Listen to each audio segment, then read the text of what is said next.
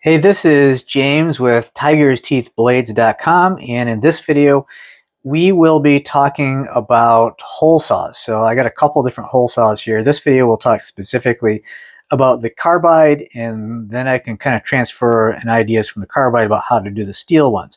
Well, these are the expensive ones, the carbide. So let's talk about sharpening hole saws on the Tiger's Teeth grinder, how to do that.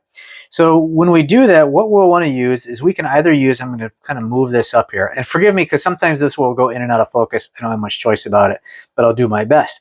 So these thin ones are all made from diamond. So you can sharpen the carbide ones with these thin diamond ones, or you can sharpen it with our little bit thicker version of a thin wheel, and this is diamond.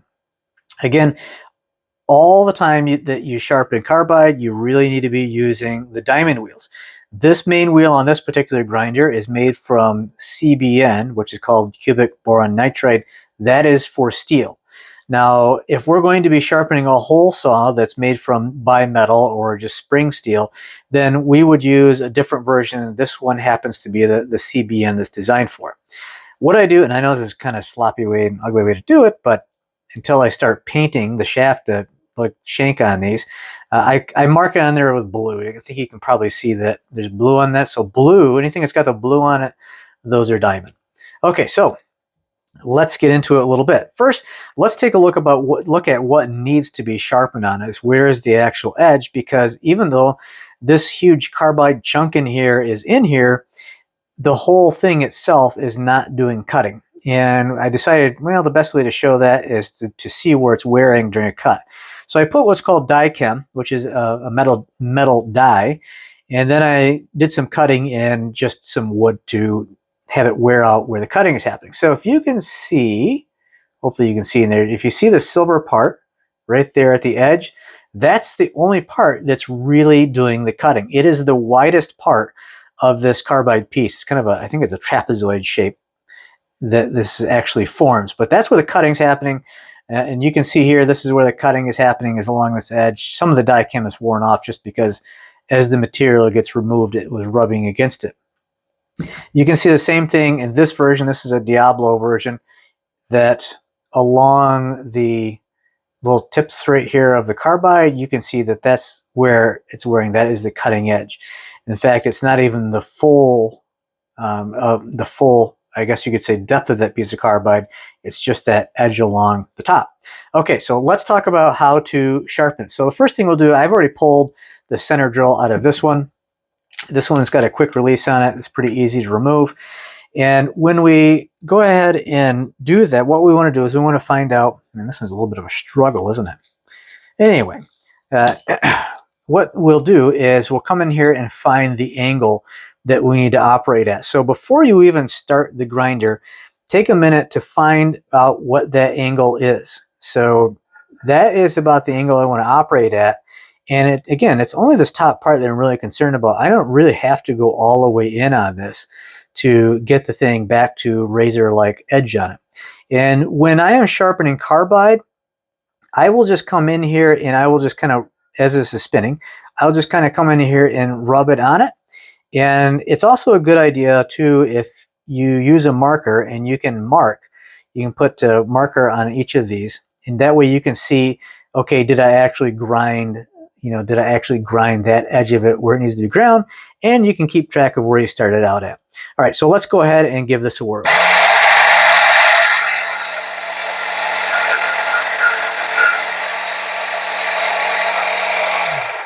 All right, that's all it has to be done. So you can see we have ground a new edge on that. So even if you see how that's kind of an angle, the grind doesn't make a difference. Absolutely does not make a difference, because it's just this very top right here that's actually doing the cutting. That's all it takes. So just within under 10 seconds, you could have the hole saw completely back up to brand new. And it would be the same with this. If I got this one to kind of cooperate. Now, there we go. I can do the same here. I would just come in, take a look first at, okay, this is where I need to be.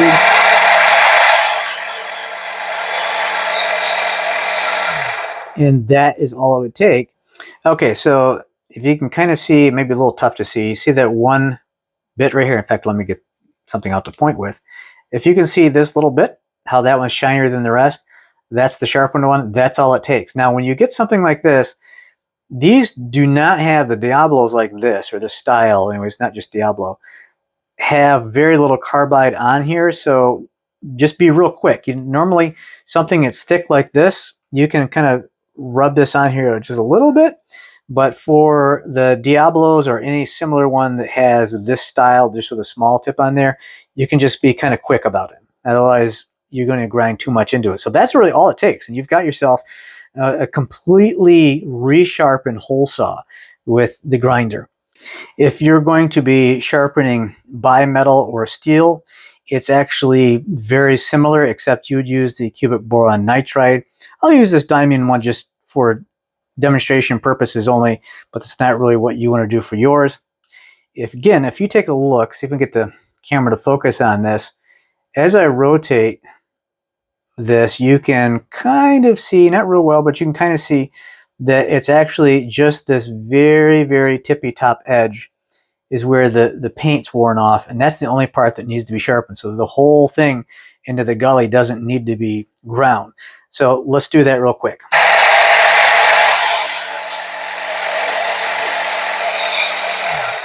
That's all it takes. And see if we can get this in focus with my pointer on it.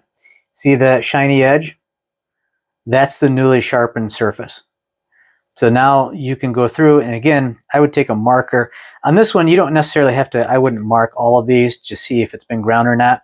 You can tell where it's shiny, but I would at least put a mark in here from where you started.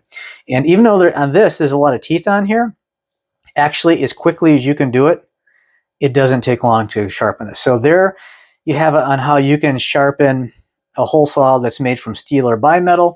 The carbide version like this and the carbide version like this. You can actually save a tremendous amount of money being able to just resharpen these things. And because this is battery powered from cordless batteries from tools, you can have this with you on the job site all the time. And one of the huge things about this is just saving time when it comes to, you don't have to stop work and then get in your vehicle, go drive out, buy a hole saw, probably at the highest possible price because you're buying it locally, come back and get restarted again. So it's not just the cost of the tool, it's actually the time savings that comes from this.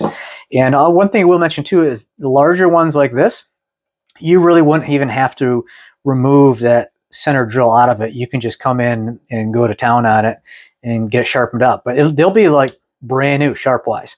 And then you can save a ton of money and time. So there you go. Make sure that you check out our website, tigersteethblades.com. If you're on YouTube, subscribe to our channel. If you're on Facebook or other form of social media, make sure that you sign up, whether it's on our page or to follow us. All right, I shall talk to you later.